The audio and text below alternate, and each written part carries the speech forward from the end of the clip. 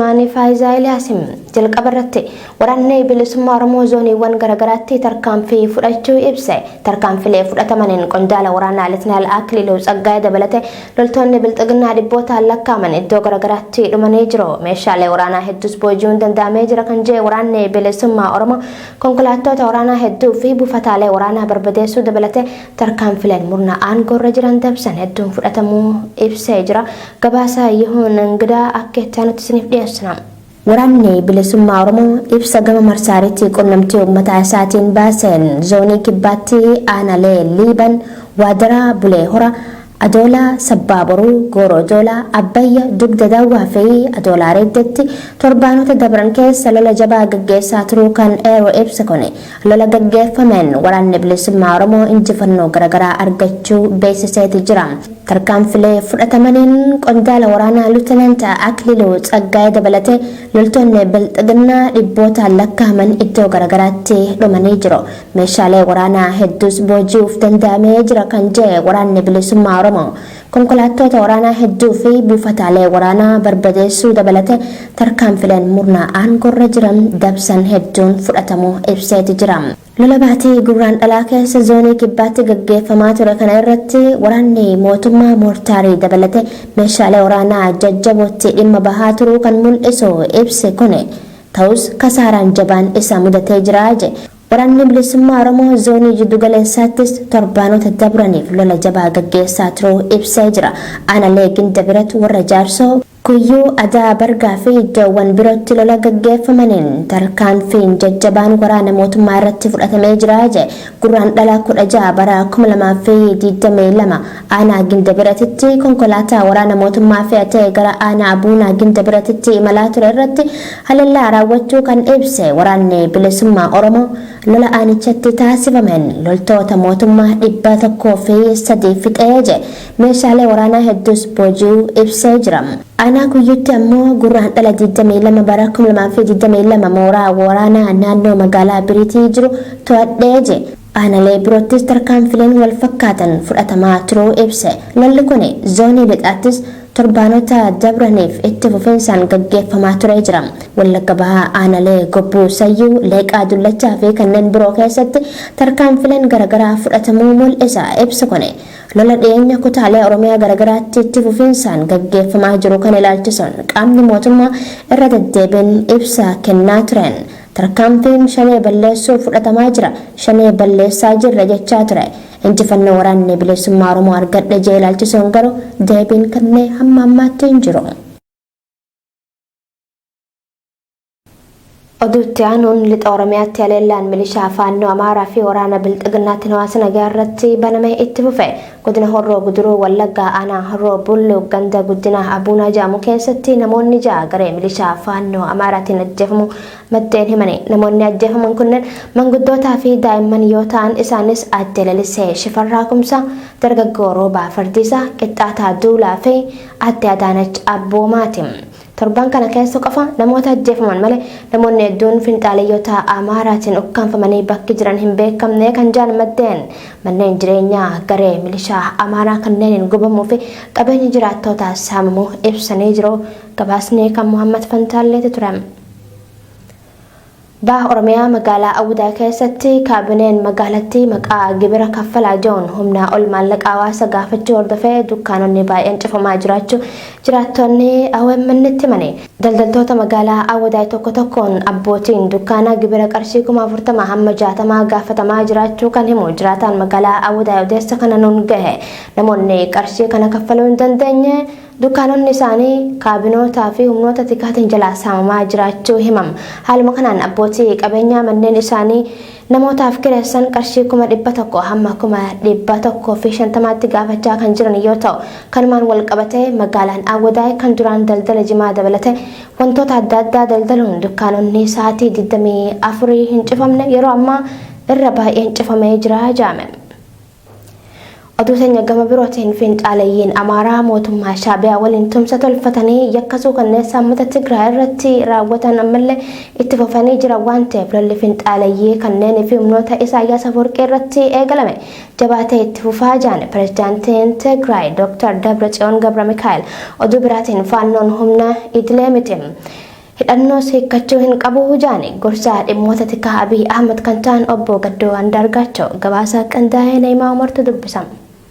Lolli humnoota fiinxaaleeyyii Amaaraa fi Isaayaas Afwerqii wajjin taasifamuu itti fufaa jira. Mootummaan Tigraay fiinxaaleeyyiin Amaaraa mootummaa Shaabiyaa wajjin tumsa tolfatanii yakka suukkanneessaa uummata Tigraay irratti raawwatan ammallee itti fufanii jiru waan ta'eef lolli fiinxaaleeyyii kanneenii fi humnoota Isaayaas Afwerqii irratti eegalame jabaatee itti fufaa jira.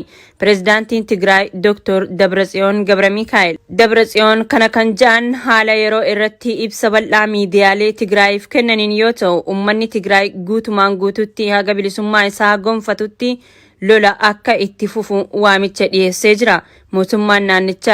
Mootummaan Isaayaas Afwerqii afeerraa Abiy Ahmedii fi fiinxaaleeyyii Amaaraatiin dhimma Itoophiyaa keessa seenee heera biyyattii fi sirna federaalizimii diiguuf ifatti labsii labsatee hojjetaa jiraachuu kan himu ibsi Dr. Dabratsiyoon Gabramikaa'el kun yeroo ammaa dhaabbilee waraanaa fi tikaa dabalatee jaarmiyaaleen biyyattiin qabdu hunduu harka Isaayaas Afwerqii jalatti kufanii jiru jedhee jira. Qondaalonni mootummaa Shaabiyaa fiinxaaleeyyii Amaaraa wajjin ta'uun dhaabbilee tikaa waraanaa daldala faayinaansii fi immigireeshinii karaa faallaa heeraa fi seera biyyattii ta'een to'achuun birmadummaa biyyattii sarbaa akka jiran dubbatamaa tureeti jira. Oduu biraatiin ammoo faannoon humna idilee miti hidhannoo hiikkachuu hin qabu jedhan gorsaan dhimmoota tikaa Abiy Ahmed kan ta'an obbo Gaddoo Andaargaachoo pireezidaantiin naannoo Amaaraa duraanii fi yeroo ammaatti aangoo gorsaa tikaa fi nageenyaa Abiy Ahmed kan ta'an obbo Gaddoo Andaargaachoo turtii Waaltaa TV waliin taasisaniin humna fiinxaaleeyyii Amaaraa faannoo jedhamuu fi yakka suukkanneessaa raawwataa jiru leellisuuf yaalanii jiru. Faannoon humna alidilee miti hidhannoos hiikkachuu hin qabu. Faannoon hidhannoo fi galma mataa isaatiin waraana keessatti hirmaataa ture jechuudhaan deeggarsa humna fiinxaaleeyyii kanaaf qaban ibsanii jiru obbo Gadduun. Mootummaan naannoo Amaaraas bifuma wal fakkaatuun qawwee hidhachiisuu malee karoora faannoo hidhannoo hiikkachiisuu hin qabu jechaa turuun kan yaadatamu yoo ta'u ibsi obbo Gaddoo Andaargaachoo kunis qaama wal dhibdee keessoo sirnichaatti dhalatee hammaataa dhufe keessaa tokko ta'uun himamaati jira. Oduu teenya xumuraatiin weeraraa fi haleellaa Raashiyaan Yuukireen irratti bante hordofuun odeessaaleen danuun karaa miidiyaalee idil addunyaatiin bahaati jiru. Raashiyaan Yuukireen weeraruu hordofee neetoon loltoota dabalata baha Awurooppaatti bobbaasaa akka jiran ibsanii jiru. Pireezidaantiin Yuukireen gaafii Yuunaayitid Isteet gargaaree Kiyev keessaa isin haa baasnu jettee fudhachuu diduu isaanii miidiyaaleen gabaasaati jiru. Muhammad Fantaallee gabaasaa fi akka itti aanutu isiniif hima. weeraraa fi haleellaa raashiyaan yuukireen irratti bante hordofuun odeessaaleen danuun karaa miidiyaalee idil addunyaatiin bahaa jiru. Vilaadimiir Puutiin kaawunsilii nageenyaa raashiyaa waliin haasaa yeroo taasisanitti waraana yuukireeniin mootummaarraa aangoo fudhadhaa jedhan. Bara waraana addunyaa lammaffaatti loltuu farra gamtaa Sooviyeet durii Istiipaan Baandiraa akeekuuf garee hoggansa yuukireeniin baandiraatiiwwan jechuun ibsanii jiru. Gama biraatiin gaggeessitoonni dhaabbata waliigaltee waraana kaabaa naatoon raashiyaan yuukireeniin weeraruu hordofee loltoota dabalataa baha awurooppaatti bobbaasaa akka jiran ibsaniiru. USA, UK, France dabalatee biyyoonni lixaa jajjaboon qoqqobbii diinagdee raashiyaa laamsheessu fudhanna jechuun dhaadannootti fufanii jiru. Biyyoonni lixaa meeshaalee gargaarsa namoomaaf oolanii fi meeshaalee waraanaa yuukireeniif ergaa jiraachuu Daily Star gabaase. Pireezidaantiin Yuukireen Volodimiir Zeleniskiinis gama Tiwiitara isaaniitiin maxxansanii jiru. Humna waraanaa Raashiyaa dura dhaabbattee falmaa kan jirtu Yuukireeniif meeshaaleen waraanaa fi wantoonni barbaachisan biroo biyyoota lixarraa ergamaa fi wayita jiranitti Firaans irraas dabalataan ergamuutti jiraachuudhaan gabaasni Daily Star fi BBC kan addeesse. Pireezidaantiin Yuukireen Zeleniskiin fuula Tiwiitara isaa irratti akka barreessetti gita isaanii pireezidaantii Firaans Imaanu'eel Maakroon waliin sanbataa waliin dubbachuu eeranii gama dippiloomaasiitiin dirreen adda banameera jedhe. Zeleniskiin itti dabaluun tumsi farra waraanaa hojiirra jira jechuun ergaa Tiwiitara isaa kanarratti barreessanii meera.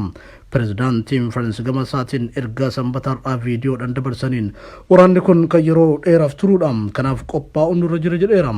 Ministeerri humnoota waraanaa UK James Hippen akkuma kana UK fi biyyoonni biroo 25 ta'an gargaarsa namoomaa fi meeshaa waraanaa dabalataa Yuukireeniif erguuf walii galanii jiru jedheera. Pireezidaantiin Yuukireen Volodimiir Zeleniskiin gaaffii United States gargaaree Kiev keessaa si haa baasnu jette fudhachuu diduu isaanii miidiyaaleen US gabaasan. Kun ammoo addunyaa irratti akka dinqisiifaman isaan taasisee jira. Mr. Zelenskin waraanni asitti geggeeffamaa jira.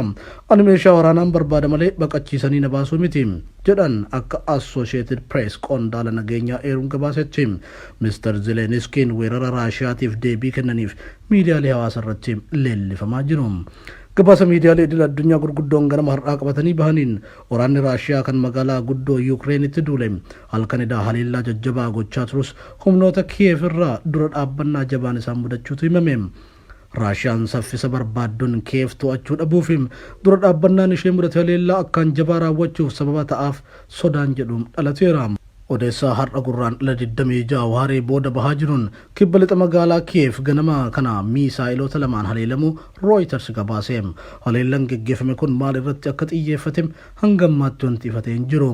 Akka mootummaan magaalaa Kiev jedhutti haleellaa miisaa'iloota lamaan geggeeffaman keessaa tokko gamoo mana jireenyaa rukute. Reuters ammoo misaa'iliin tokko bakka buufata xiyyaaraa magaalaa guddoo Kiev Juliyaanii jedhamutti dhiyoo rukute jechuun gabaase. Biyyoonni lixaa fi naatoon akeekkachiisa cimaa kan itti laatan ta'us Raashiyaan ammoo lola lafoo kan bishaanirraa fi qilleensan haleellaa Yuukireen irratti jalqabdeem cimtee itti fuftee jirti. Halkanidhaa dhukaasni gurguddaan magaalaa guddittii Yuukireen kan taateem Kiev keessaa dhagamaa buleera. Ministeerri ittisaa Raashiyaa waraanni isaanii buufata xiyyaaraa ijoo magaalaa guddoo Yuukireen Kiev cinatti argamu to'achuu beeksanii jiru. Lola kanaan lubbuun nama meeqa akka dabarte tilmaamuun akka ulfaatu miidiyaaleen idil addunyaa gabaasaa jiru.